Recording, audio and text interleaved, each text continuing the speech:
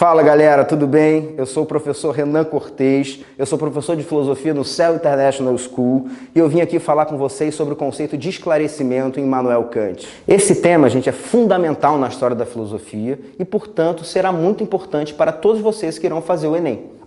Mas antes de começar a abordagem desse conceito, eu quero fazer alguns apontamentos gerais sobre o modo como filosofia tem caído no Enem. São 3 apontamentos. Em primeiro lugar, gente, é preciso de construir um mito. Um aluno diz assim: professor, eu sou bom de interpretação, então eu posso resolver as questões de filosofia no Enem, né? Não, você não pode resolver as questões.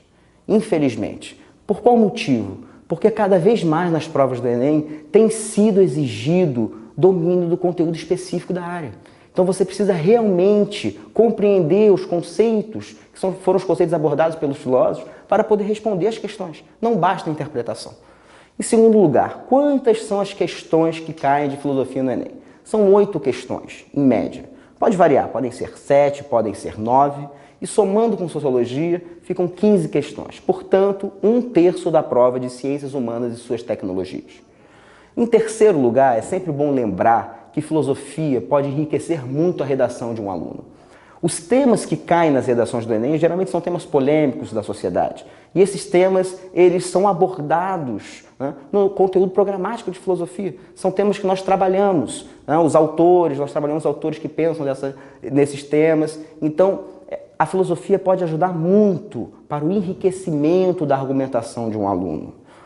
Então, gente, terminada essa parte de apresentação dos pontos, eu quero começar a falar sobre o conceito de esclarecimento, né? Tal como foi formulado pelo filósofo Immanuel Kant. Normalmente as pessoas têm uma ideia do Kant como um filósofo chato, né? Por quê? Porque a linguagem dele é praticamente inacessível. Ele tem um texto chato, um texto sem graça, um texto com uma terminologia muito pesada e difícil. Mas esse texto, o que é o esclarecimento, é um texto no qual a linguagem é mais acessível, por um motivo muito simples. Porque o Kant está escrevendo para uma revista de grande circulação. Então ele precisou utilizar uma linguagem mais acessível para o grande público. Então o que é o esclarecimento? Essa é a pergunta. O nome do texto é uma pergunta. O que é o esclarecimento? O Kant responde essa pergunta logo na primeira parte do texto. E como ele responde essa pergunta? Está aqui. Esclarecimento é a saída do homem de sua menoridade. Então você pensa assim: olha, eu não entendi. Por quê? Porque eu não sei o que é menoridade. Bom que você tenha pensado assim. Porque se você achar que entendeu, é porque você está compreendendo errado essa passagem. Na verdade, o Kant ainda não definiu o conceito de menoridade. E muitas pessoas cometem um erro banal aqui, né? E aqui é muito comum, que é o de compreender menoridade como menor de idade, como uma pessoa que tem menos de 18 anos. Não é nesse sentido que Kant utiliza o termo. Menor para o Kant é a pessoa que não consegue pensar por si mesmo. Vamos ver a definição do Kant. Na definição do Kant, o Kant diz: menor é a incapacidade de pensar sem a direção de uma outra pessoa. Sintetizando, é a pessoa que não consegue pensar por si mesma. Ou seja, é a pessoa que não tem autonomia, não tem poder de autodeterminação. Ela precisa que um outro determine o que ela pensa, como ela pensa, o que ela deve fazer, como agir. Ela não tem poder de autodeterminação.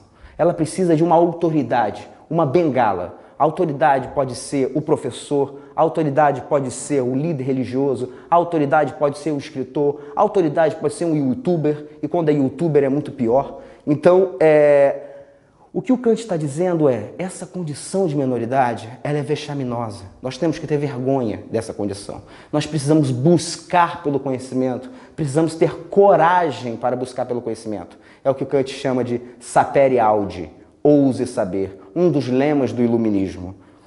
Por que ouse saber? Porque ousando saber, você vai conquistar autonomia, você vai conquistar a maioridade, você será, portanto, uma pessoa esclarecida. Alguns séculos depois, os autores da Escola de Frankfurt trabalharam esse tema do Kant. E eles apresentaram uma crítica, na verdade. E eles sintetizaram essa crítica nessa seguinte frase: a Terra hoje está totalmente esclarecida, mas vivemos em uma barbárie. Eu vou parar por aqui, eu não vou nem explicar o sentido dessa frase. Vou deixar como uma provocação para que vocês possam compreender a Escola de Frankfurt e essa crítica que eles apresentam. Então, gente, agradeço a todos que assistiram o vídeo até aqui. Espero que tenha sido esclarecedor. Peço a vocês, caso vocês tenham gostado, que vocês curtam e que vocês compartilhem. Valeu, abraços!